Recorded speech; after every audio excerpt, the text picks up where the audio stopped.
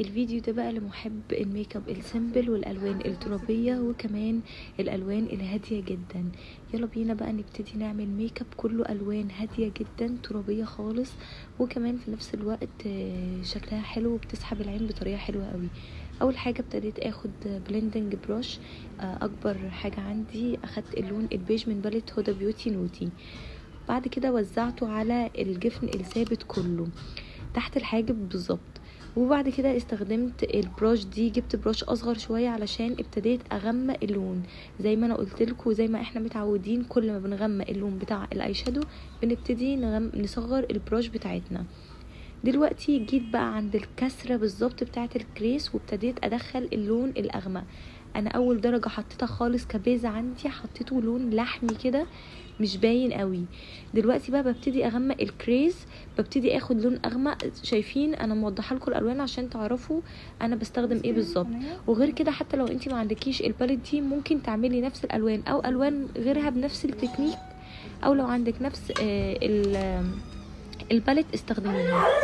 بعد كده ببتدي ازود اللون واحده واحده بالراحه وانا بدخل الالوان، يعني كل ما بغمق كل اخد اول مره من البروش، بعد كده اعمل بلند، بعد كده اخد تاني لو حسيت ان انا عايزه اغمق زياده. بعد كده بقى استخدمت بروش اصغر واخدت لون اللي هو السيمون اللي تحت البيج اللي على السيمون ده، وابتديت ادخله في اللون الغامق وابتدي اوزعه على الجفن المتحرك كله بالشكل ده علشان اعمل تدرج للالوان، لان انا مش هستخدم الوان كتير.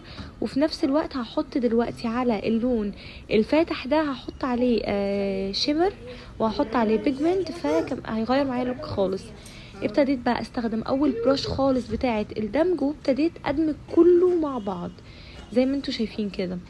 واخدت اللون الشيمر اللي هو على بني من نفس الباليت بتاعه هدى بيوتي، وابتديت بقى احطها في الجفن المتحرك. شايفين انا بوزعها في الجفن المتحرك بحركات دائريه زي ما انتوا عشان اثبت اللون معايا على العيون السيليكون. بصوا الالوان هاديه بطريقه غير طبيعيه. انا عارفه ان في بنات من عشاق اللوكات دي. دلوقتي بقى ابتديت استخدم بيجمنت هو مش احمر، هو لون يعني مدي على مش عارفه مدي احمر شويه، بس هو مدي فوشيا، مش عارفه احدد اللون بصراحه، بس هو شكله حلو قوي مع اللوك. شايفين انا بوزعه ازاي بنفس البروش. وبعد ما بعمل الخطوه دي ببتدي برضو اجيب البلند بروش واعيد على البلند تاني بتاع العيون. شايفين خطير وهادي ازاي.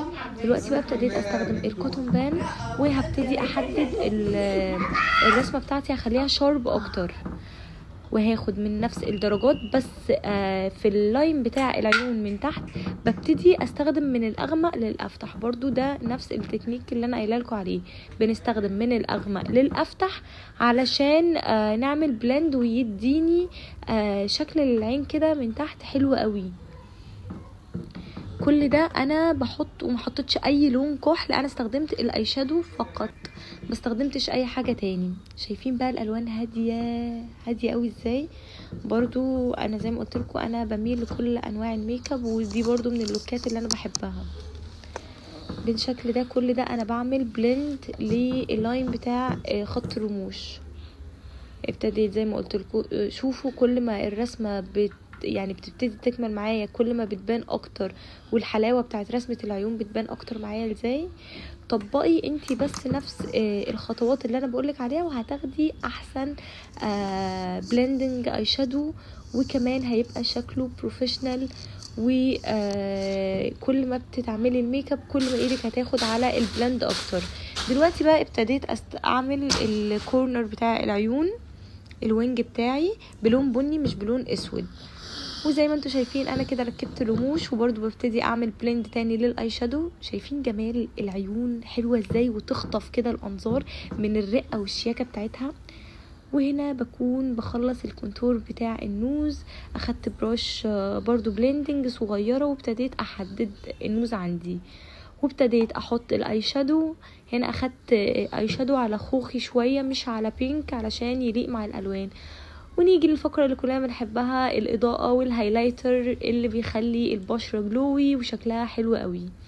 وبس كده، وده يكون الفاينل لوك. يا رب يكون الميك اب عجبكم، جربوه واكتبوا لي تحت في الكومنت، وكمان ما تنسوش تكتبوا لي انتوا بتتابعوني منين. هتوحشوني قوي، واشوفكم فيديو جديد على خير. باي.